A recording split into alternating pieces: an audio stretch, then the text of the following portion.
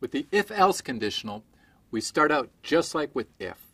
We test a particular condition. And if that's true, we're going to do an action, and let's call that action if. Now we're also doing an action if the condition is not true, and that's the else action. So if condition is not true, we're going to do action else. So here's how it looks in a flow diagram. We have a condition that we're testing.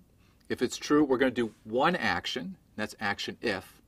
And if it's false, we're going to do a different action, action else. And in both cases, we'll continue with the code after this if-else. So this else allows us to have a choice between two mutually exclusive actions without having to retest this condition. So here's an example if-else code. We first test for the condition x. That means x being non-zero, being true. If that's the case, then we will do z equals z plus y plus plus. If x is not true, if the result is 0, then we will do z equals z plus minus minus y. Now we'll see how we can generate LC3 code for the if-else conditional.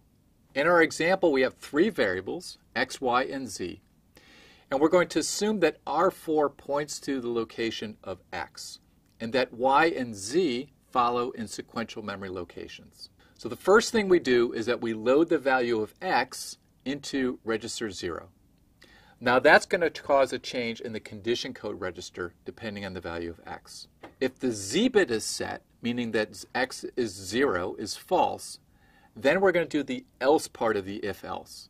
So we have a BRZ instruction to the label else.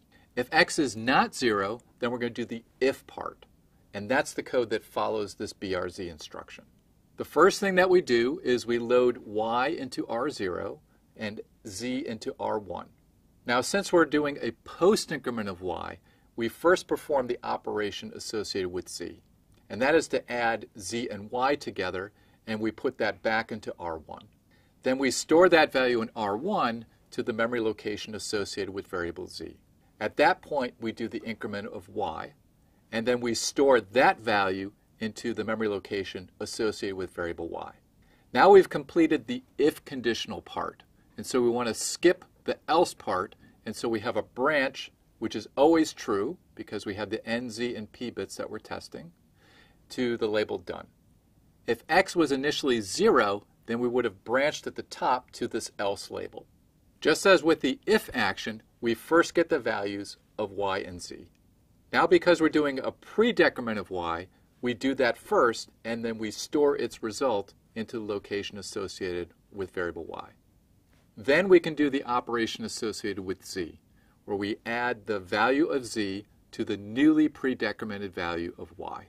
Once that add is complete, then we can store this new value of z into memory.